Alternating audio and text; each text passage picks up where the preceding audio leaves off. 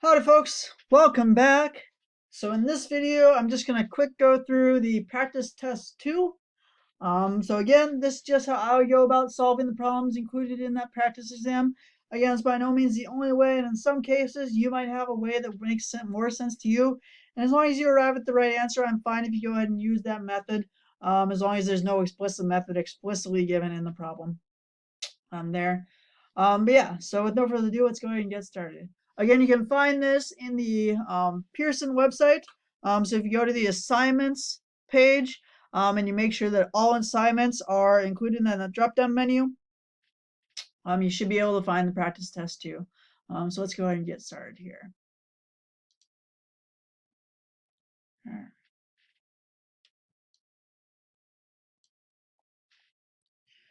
All right, so this first question here is dealing with the matrix formulation of a system of linear equations. So just kind of setting up the system within a matrix form. So we have 9x minus 4y plus z equals -4. All right, and we have 7x minus 6y plus z equals +4. And we have y minus 9z equals -4.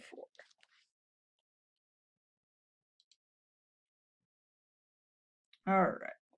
And we're just asked to set up the matrix that can be used to represent this system of equations. All right, so again, when we form a matrix for a system of equations here, we're just going to focus on my coefficients. All right, so we have 9, -4, and then 1. We have 7, -6, and 1. And then we have 0x, and then we have 1y, and we have -9z. And then on the right-hand side of this line, that's where we're going to have our answers. So we have -4, 4, and -4.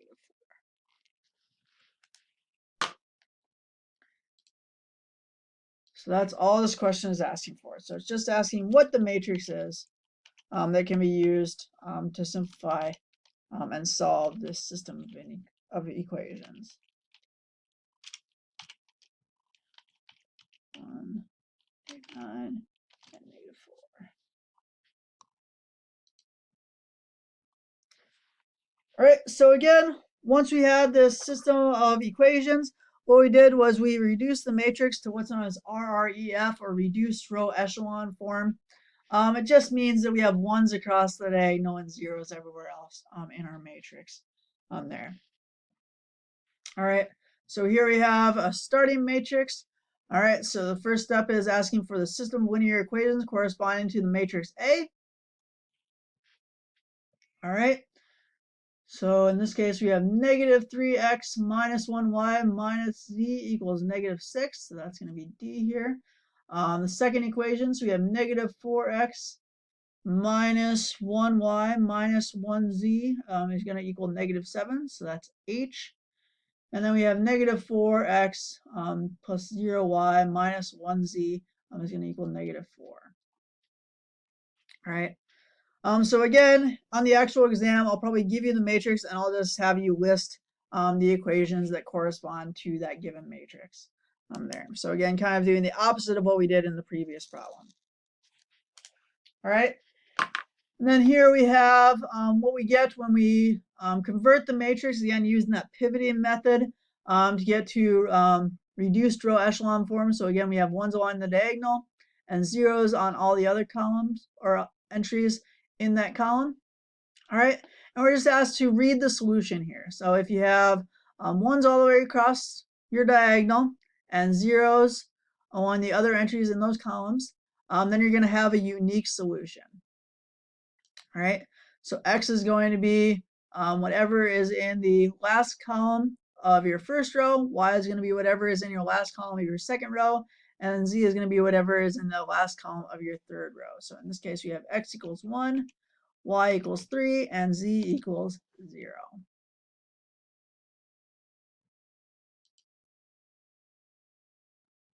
All right.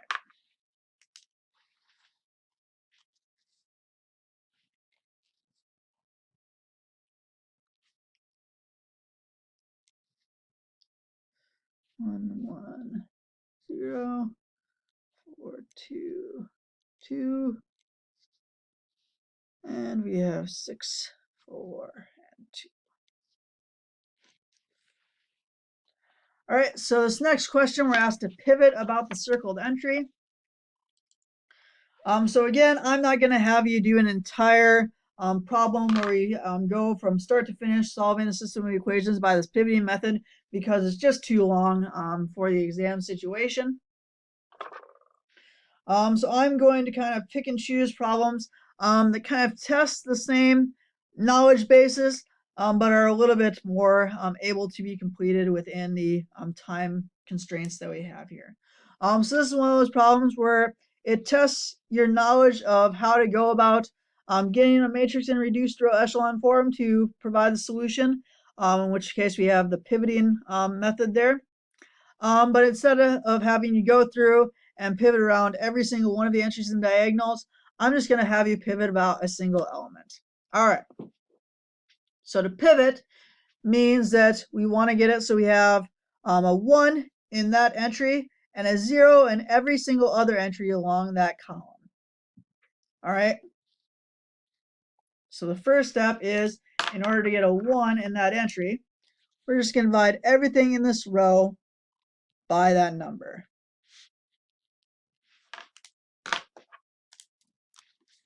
All right, so we're just going to divide everything in the second row by 2.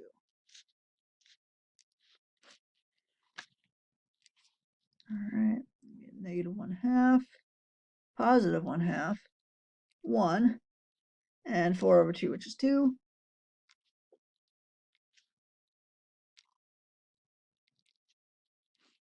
All right, so that's the first step. So the first step is to get a 1 in that entry, and then the next step is to get a 0 in each of the other entries in that column.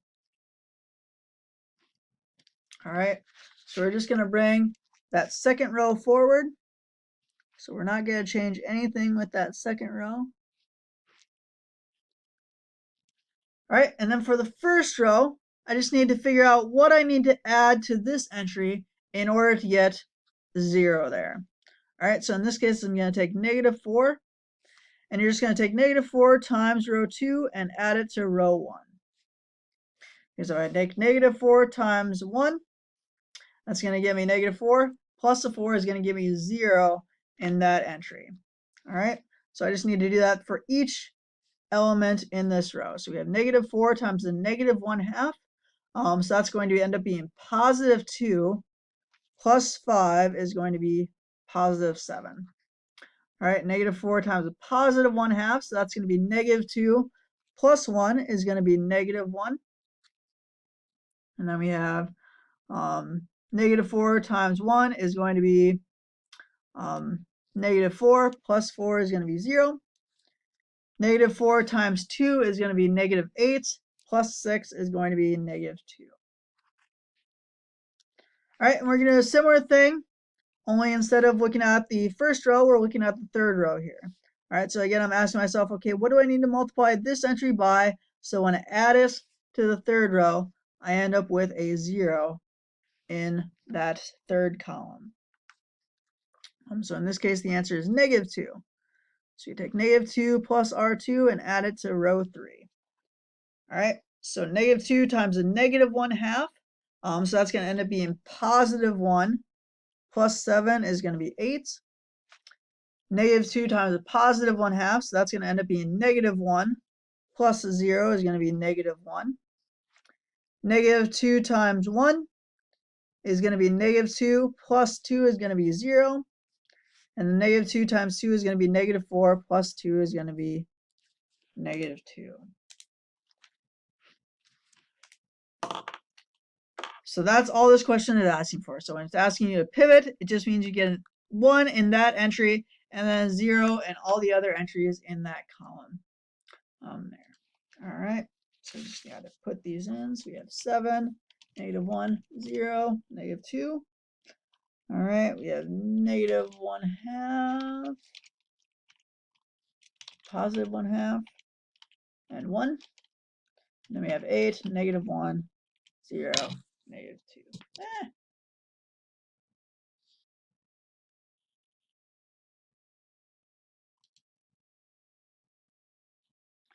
All right.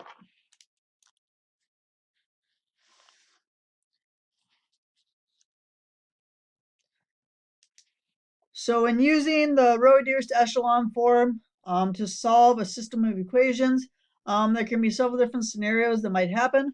One is, as we've encountered in our previous problem, you may end up with a unique solution if you get ones all the way across the main diagonal. Then you can just read the single solution, which is denoted by the last column of entries on there. All right. In some cases, you might not be able to get ones all the way across the diagonal. Most of the time, or a lot of the time, this happens when you have more unknown values or more variables than you have equations. So in this case, we have an equation with 3 variables, but we only have 2 equations. All right, so again, the first step is it's asking us to write the system. It corresponds to matrix A there. All right, so again, you can just read the coefficients straight across. All right, so you have 2, 1, 2, and 2. All right. And in this case, we can't quite get where we have a unique solution because, again, we have 3 unknowns but only 2 equations. All right, so matrix B here. So matrix B is what we get when we've gone as far as we can go.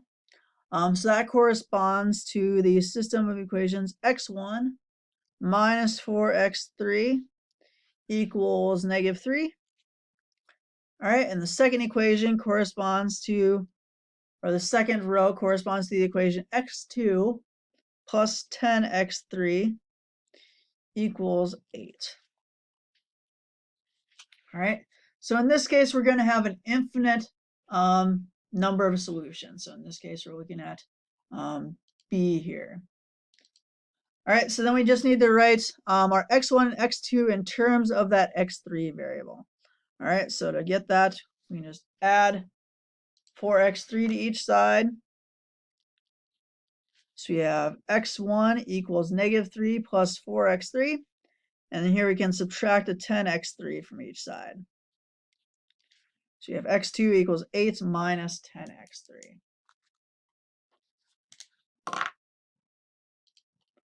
All right, so you have x3 is any real number. x1 equals -3 plus 4x3. And x2 equals 8 plus a -10x3.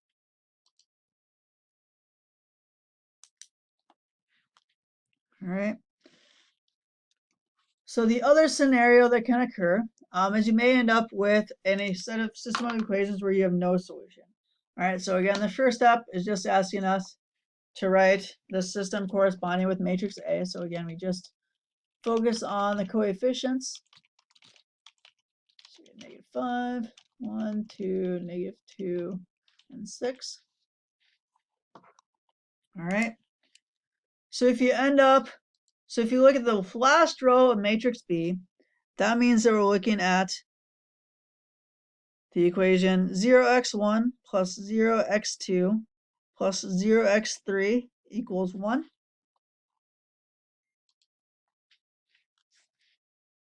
So in this case, regardless of what values I choose for x1, x2, and x3, if I multiply each of those values by 0 and add them all together, I'm going to have both 0 on the left-hand side, which can never equal 1. So in this case, we have a system with no solution. So if you ever have a row of all zeros except for the last entry being a non-zero number, then you have no solution. All right.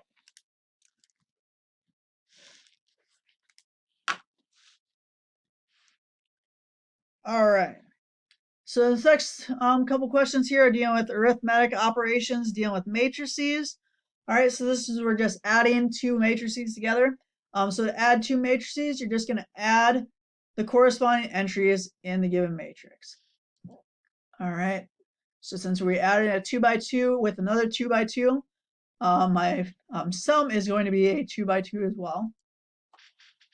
All right, so for this first entry, we just take -6 plus 5, so that's going to be -1. Then we have 1 plus a negative 5, so that's going to be negative 4. We have negative 7 plus a negative 6, so that's going to end up being negative 13. And then we have 0 plus 6, which is going to be 6. So yeah, so again, you just add the corresponding entries. So the entry in column 1, row 1 of one matrix with the entry in column 1, row 1 of the second matrix. And similarly with subtracting. So to subtract two matrices, you're just going to subtract the corresponding entries there. And again, your matrix is going to be one of the same size there. All right, so here we have a matrix with 3 rows, 2 columns, and we're subtracting another matrix with 3 rows, 2 columns. So our final matrix is going to be a matrix with 3 rows and 2 columns. All right, and again, to subtract, we just subtract the corresponding entries. All right, so here you have negative 1 minus 1, so that's going to be negative 2 for the entry in the second column of row 1. We're just going to subtract the corresponding entries there. So you have negative 2 minus a negative 5, so that's going to end up being negative 2 plus 5. So that's going to be positive 3 there. All right, then we have 5/4 minus 1/4, so that's going to be 4 over 4, or 1. All right, then we have 4 minus a negative 6, so again, that's going to turn into 4 plus 6, so that's going to be 10. Then you have negative 2 minus a negative 8, so that's going to be negative 2 plus 8, which would be 6. And we have 4 minus 0, which is going to be 4 again.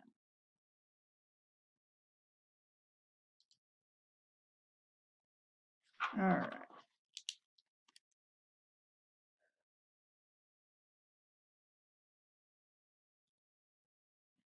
So this next one is we have multiplication of two matrices.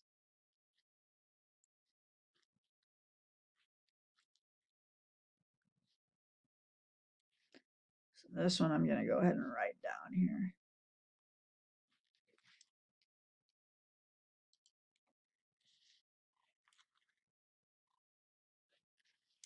All right, so to find the product of two matrices, you're just going to march across the rows of your first matrix and march down the columns of your second matrix, multiplying corresponding entries, and then taking the sum of those.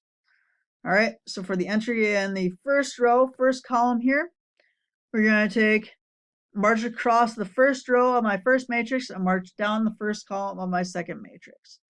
All right, so you have negative 1 times negative 1 plus negative 5 times negative 5.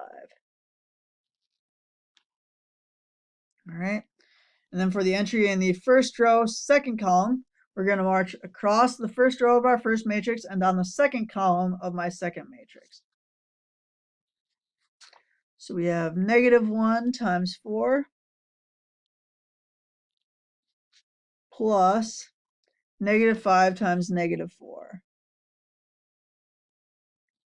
And I'm rapidly running out of room here. All right. Then for the entry in the second row, first column, we're going to march across the second row of my first matrix and down the first column again. So you have 0 times negative 1 plus negative 3 times negative 5. And then likewise for the entry, second row, second column, we're going to march across the second row, down the second column.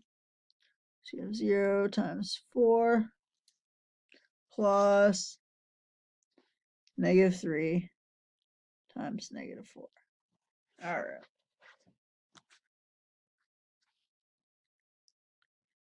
So when I do the arithmetic here, so we have negative 1 times negative 1, so that's going to be positive 1. And then negative 5 times negative 5 is going to be 25. So we have 1 plus 25 is going to be 26. Negative 1 times 4 is going to be negative 4 plus negative 5 times negative 4, so plus 20 is going to be 16. Here we have 0. Oh, you can't even see what I'm writing here. There we go. So here we have 0 plus negative 3 times negative 5, so that's going to be positive 15.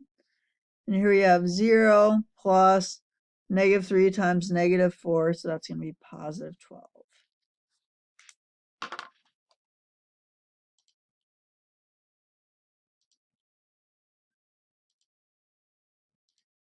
here we're going to have a 2 by 2 matrix, and we have 26, 16, 16.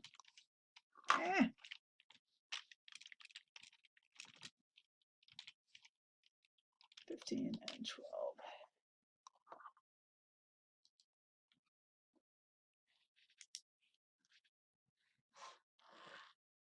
All right, so that's if you're multiplying a square matrix or two square matrices of the same dimension. All right, so here we have 4, 1, 0, 2, 0, 4, -4, -3, 2, 3. And we're multiplying this matrix by the column matrix 6, -1, -2. All right. So with the square matrix, you can always multiply two square matrices of the same dimension. So in order to multiply two matrices, the inner dimensions, so the number of columns in your first matrix has to be the same as the number of rows in your second matrix. All right, so here we have a 3 by 3, and here we have a 3 by 1. All right, so these two inner dimensions need to equal each other in order to be able to multiply, which they do in this case. And then the outer dimensions give you the dimension of your product matrix. All right, so here we're going to have a matrix of 3 rows and 1 column. So we're going to end up with a column matrix there. All right. So to find your first entry here, you're just going to march across the first row of your first matrix and down the column of your second matrix. All right, so you have 4 times 6 is going to be 24, plus 1 times -1, which is going to be -1, plus 0 times -2 is going to be 0. All right, to find my second entry here, I'm going to march across the second row, down my column. So you have 2 times 6 is going to be 12, 0 times -1 is going to be 0, plus -4 times -2, so that's going to be plus 8. All right, and finally for my third entry, I'm going to march across the third row and again down my column. So you have -3 times 6 is going to be -18, plus 2 times -1, so that's going to be -2, plus 3 times -2, so that's going to be -6. All right. Trying to do the arithmetic here. So we have 24 plus the -1 is going to be 23. 12 plus 8 is going to be 20. And -18 minus 2 is going to be -20. Minus 6 is going to be -26.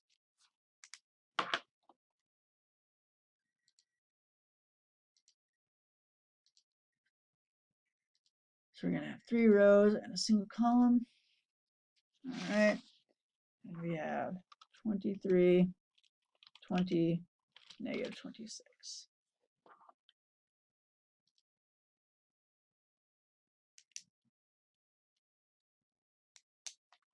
All right. So the next problem here is dealing with solving a system of matrix equations by using the inverse. All right, so you have used the fact that the matrix 1, 4, 4, 1, 5, 4, and 1, 4, 5, and 9, -4, -4, -1, 1, 0, and -1, 0, 1 are inverses of each other to solve the following system of linear equations. All right. So yeah, so that first statement might seem a little bit like it doesn't really matter, but once we get started on the problem, that you'll see why that's important there. All right, so you have x plus 4y plus 4z equals -12, and we have x plus 5y plus 4z equals -33. And we have x plus 4y plus 5z equals -29. All right. So we can rewrite this system of equations as a matrix product. So to do that, we're going to have our coefficient matrix. So we have 1, 4, 4, 1, 5, 4, 1, 4, 5. Then we have our matrix X, Y, and Z. Because again, if we multiply across the row down the column, we have 1x plus 4y plus 4z. That gets us the left-hand side of that first equation. Second row, we have 1x plus 5y plus 4z gets us the left-hand side of my second equation. And the third row, we have 1x plus 4y plus 5z gets me the left-hand side of my third equation there. All right, and that's going to equal negative 12, negative 33, and negative 29.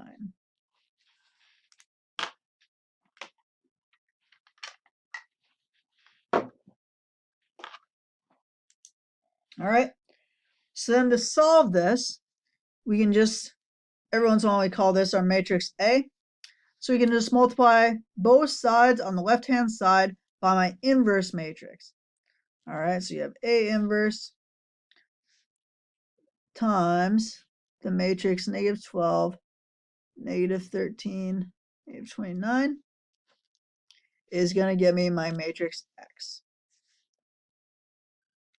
which again consists of the elements X, Y, and Z.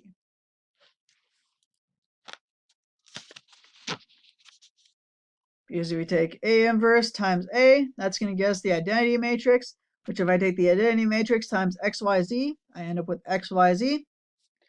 All right, and then if I take the A inverse and multiply it on the left-hand side, I have to also multiply it on the other side of my equal sign.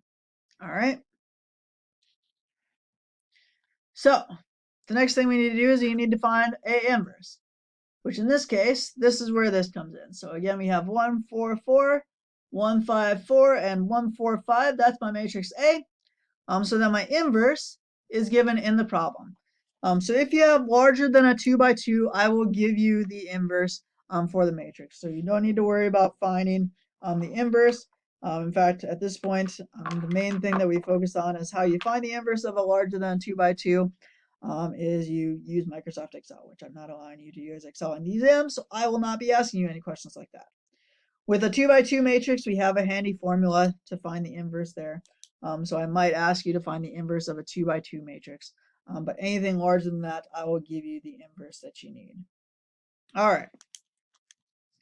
So we have A inverse is going to be 9, negative 4, negative 4, negative 1, 1, 0, and negative 1, 0, 1. So that is my A inverse. And I'm going to multiply that times my answer matrix. So we have negative 12, negative 13, and negative 29.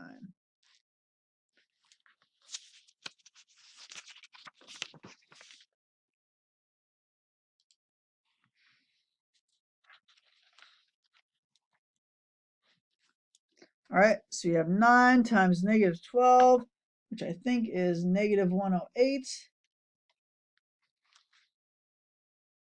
So again, we're just marching across the row down the column.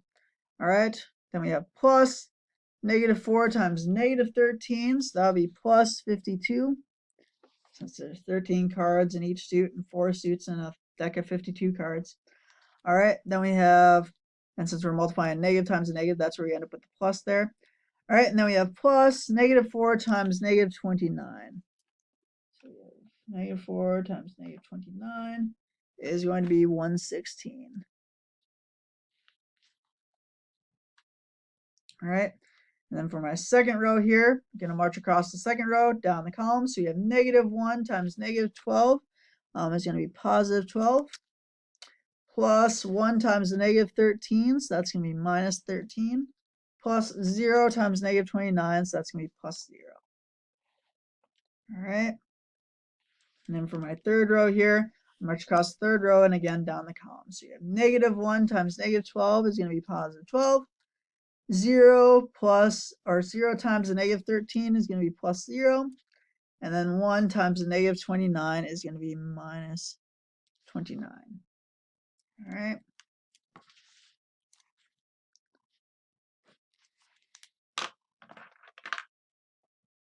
So I do the arithmetic here. So we have negative 108 plus 52 plus 116 gets me 60.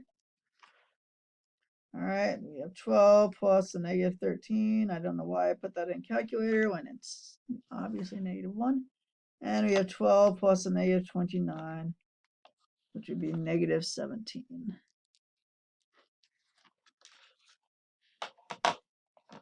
All right, so again, this is my matrix X, Y, and Z. So you have X equals 60, Y equals negative 1, and Z equals negative 17. So you have X equals 60, Y is negative 1, and Z is negative 17. Negative 17. There we go.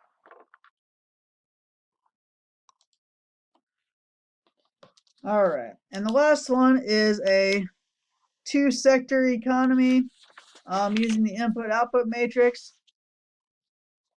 All right, so you have a simplified economy consists of two sectors, transportation and energy. For each dollar worth of input, the transportation sector requires 40 cents worth of input from the transportation sector and 30 cents worth of input from the energy sector.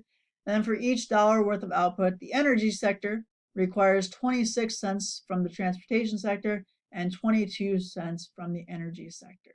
There. All right. So the first question is dealing with finding the input-output matrix. All right, so in this case, we have two sectors. So we have transportation and energy. And again, on the columns, we have for, and on the rows, we have from. All right. So for transportation, so for each dollar worth of transportation, the transportation sector requires 40 cents of input from the transportation sector. So you have 40 cents and 30 cents of input from the energy sector. All right, and then for each dollar worth of input from the energy sector, it requires 26 cents from the transportation sector and 22 cents from the energy sector. All right, so that is my input-output matrix for the given scenario. All right. All right, so I'm just going to go ahead and write this down here. 0.3, 0.26, and 0.22. All right, so I just need to determine I minus A inverse. All right.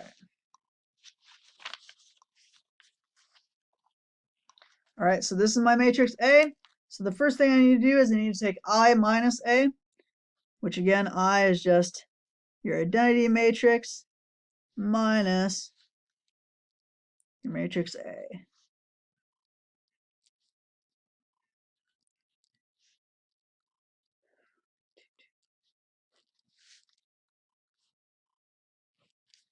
All right, so you have 1 minus 0.4, so that's going to be 0.6. 0 minus 0.26 is going to be negative 0.26. All right, we have 0 minus 0.3, so we have negative 0.3. And then we have 1 minus 0.22, which would be 0.78, I believe.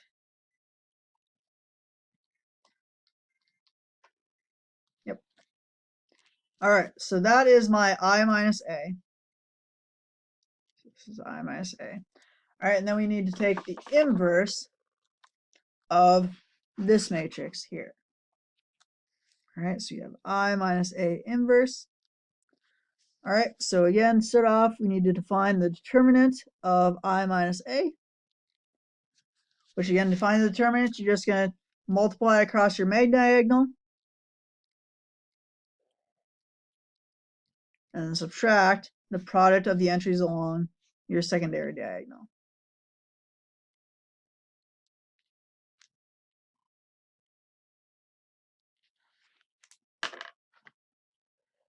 All right, so you have 0.6 times 0.78 minus negative 0.26 times negative 0.3. And we end up with 0.39. All right. So to find your inverse, you're going to swap entries along your main diagonal. You have 0.78, 0.6. You're going to change the signs along your secondary diagonal.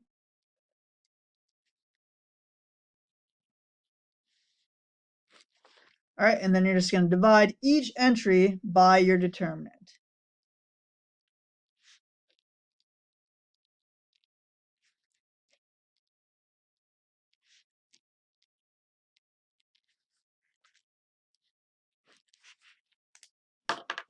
All right, does it say how it wants us to round? 2 decimal places. All right. So 0.78 divided by 0.39. That's 2. You have 0.26 divided by 0.39. There's going to be 0.67. 0.3 divided by 0.39 is 0.77. And we have 0.6 divided by 0.39. It's 1.54.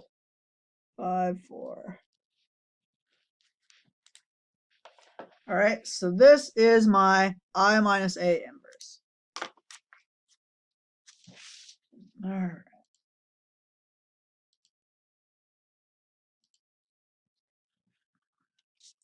So we have 2.67, 0.77, and 1.54. All right.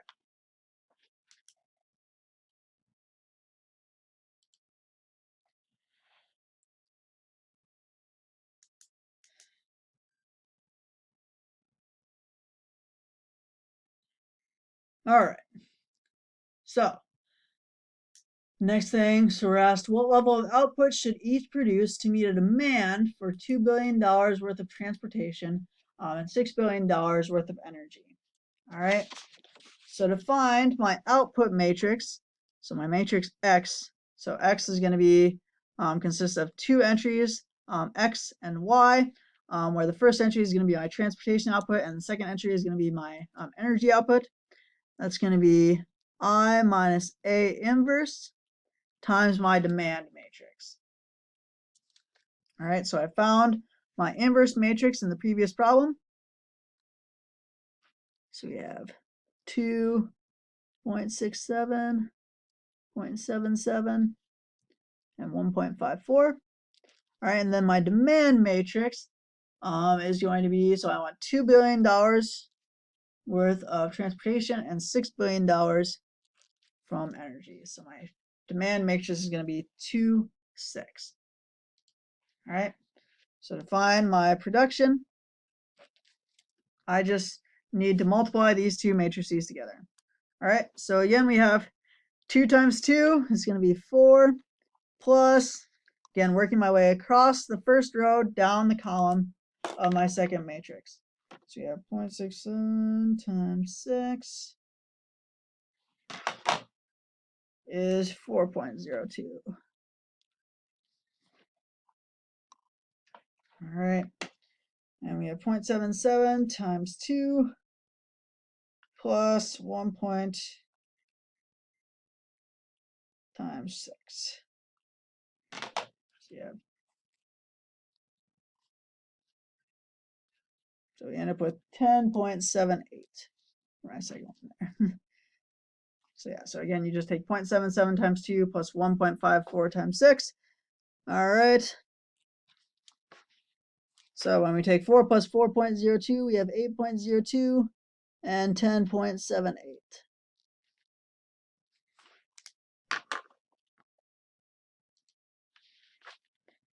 So the transportation sector should produce, again, that's their first entry. So we have 8.20 or 02 billion, and the energy sector should produce 10.78 billion.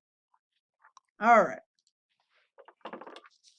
And so the last question is asking how much of the transportation output and energy output will be used to meet the internal consumption. All right. So for each dollar worth of input, the transportation sector is going to use 40 cents worth of input from the transportation sector and 30 cents worth of input from the energy sector. All right. So to find how much transportation output is being used to meet that production, you're just going to take the total amount of transportation output and multiply it times how much input is needed from the transportation sector. So we have 8.02 times 0.4 plus 10.78, which is the total output from the energy sector. And then for each dollar worth of output, the energy sector requires 26 cents, so times 0.26 from the transportation sector there. So we end up with 6.01, it looks like.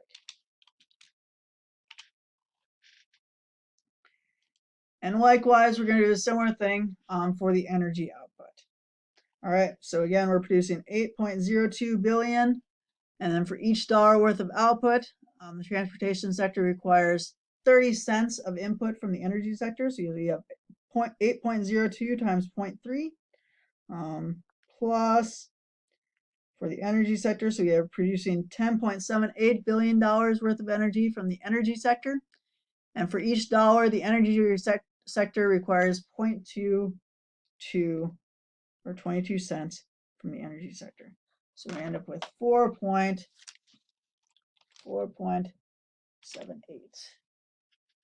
All right.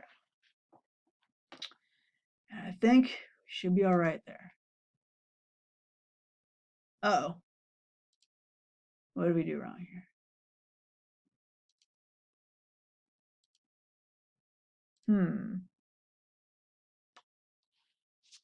Let's see what we got.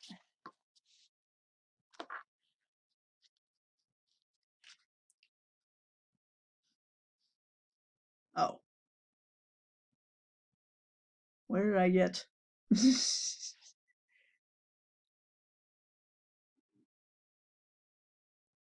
Huh. Yeah, that one I just completely dropped the ball and copied the problem wrong. Which just goes to show that you got to read the problem carefully. Again, one of these days I'm going to learn that lesson for the last time, but it is not this day. So yeah, the process that we went through was correct. I just wrote down -12 instead of -27 for some reason. Yeah, I have no idea where that came from. All right. But yeah, the process that we went through was correct. You just got to read the problem carefully, I guess. And again, as you can see, I'm as prone to screw that up as anybody else. All right. And this one, yeah, this one is probably just a rounding error on my part, which if you get a rounding thing like that, generally I'm pretty lenient when it comes to stuff like that, and I'll be fairly understanding with that. All right. But yeah, other than that, so again, read the problem carefully, and yeah, that one I'm just not quite sure what to encourage you to do. Because again, I think it's just a rounding error on my part, which could be rounding at any one of the steps there. So most of the time, I'm gonna be pretty lenient when you're within 1/100th of the answer. That's fine. All right. Hopefully you found this helpful. Yeah. Have a great day, and I'll talk to you guys later. Bye now.